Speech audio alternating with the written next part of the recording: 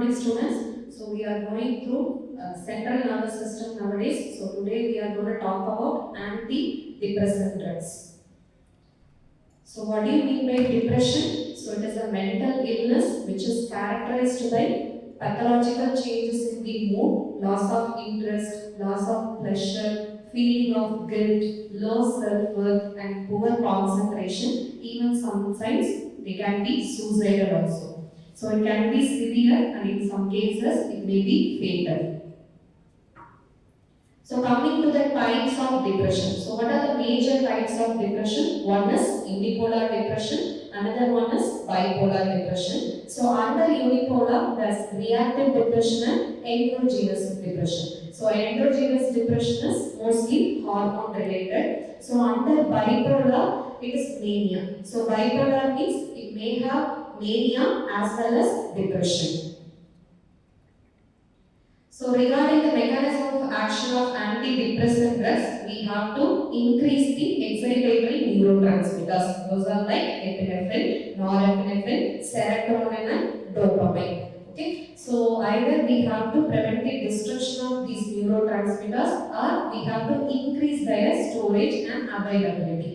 Okay, so regarding the hypothesis of monoamine oxidase, if we block this enzyme means these neurotransmitters won't get metabolism. So metabolism will get escaped and thereby it will get accumulated in your presynaptic neuron as well. And it will increase the availability of neurotransmitters like your serotonin, noradrenaline. So there are two types in monoamine oxidase. One is type A and another one is type B. So type A will oxidize your epinephrine, norepinephrine and serotonin, whereas type B oxidizes your phenylethylamine, whereas type A and type B both will oxidize your dopamine, not preferentially. So whereas your serotonin, noradrenaline and dopamine hypothesis. So regarding that, recent studies have been suggested like if these neurotransmitters get decreased means, their availability get decreased means, it may lead to depression. So that's why inhibiting these neurotransmitter reuptake has been discovered. So coming to mechanism of serotonin, noradrenaline and dopamine hypothesis. So first one is your L-tryptophan. That is nothing but your one of the amino acids. So from that amino acid only your serotonin, that is 5-HT can get synthesized. So from tryptophan by means of tyrosine hydroxylase, 5-hydroxytryptophan is synthesized. From 5-hydroxytryptophan by means of decarboxylase, 5-hydroxytryptamine, that is 5-HT or serotonin can get synthesized. So if we block this monoamine oxidase enzyme, we can block the metabolism of your neurotransmitters. So yellow-like structure in the left corner will be your serotonin transporter. That is nothing but SERT. So by blocking that transporter, we can inhibit the reuptake of serotonin. So by means that it can produce your antidepressant effect. So coming to the classification of your antidepressant drugs. So first categorization is your reversible inhibitors of monoamine oxidase type A. So under that there are two drugs. One is your moclobemide and another one is your lorcaserin. So second categorization is very important one. That is your tricyclic antidepressants, commonly called as TCAs. So under that there are two categorizations there. One is your noradrenaline and serotonin reuptake inhibitors.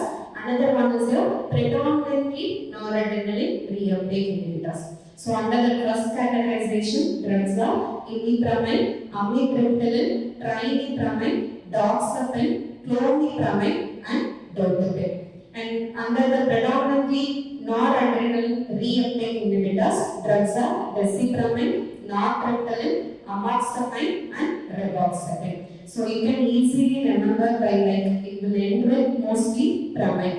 So under noradrenaline and serotonin there are imipramine, clomipramine, trimipramine are there. Same as predominantly noradrenaline reuptake inhibitors, there's desipramine.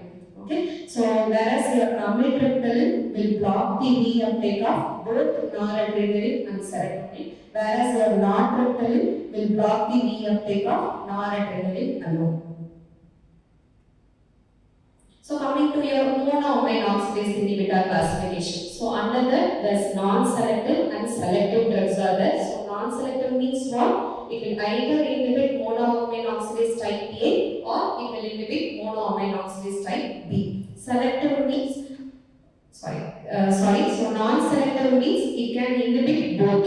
Okay, monoamine oxidase A and monoamine oxidase B. Under that, isocarboxyl and phenazine, those are there. And under selective ones, there's selegiline and rosagiline. So selective means it will either inhibit type A or type B. So selegiline and rosagiline most commonly used for your Parkinson's disease because it will increase your neurotransmitter dopamine.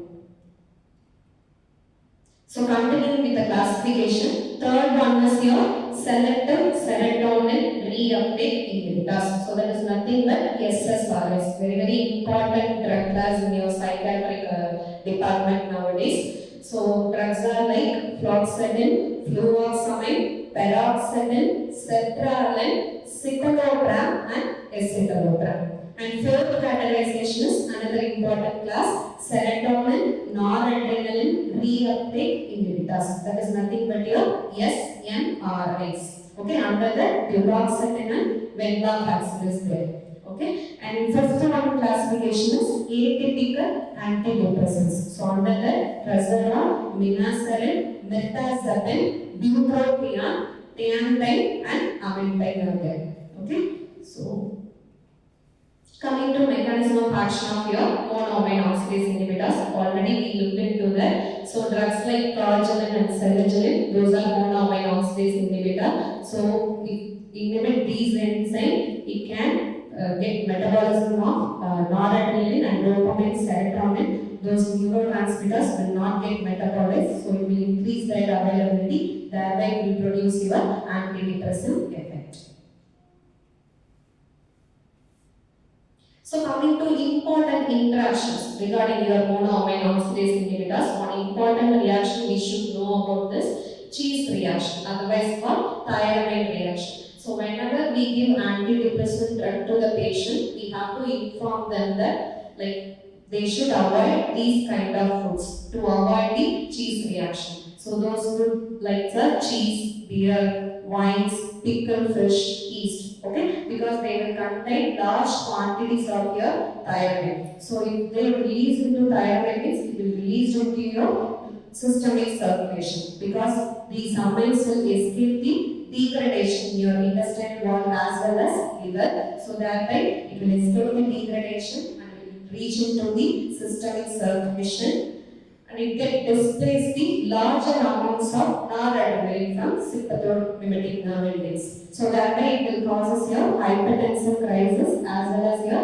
cerebrovascular accident. So if the cheese reaction appears means we can get treated by IV injections of your alpha blocker like prazosin and phentermine.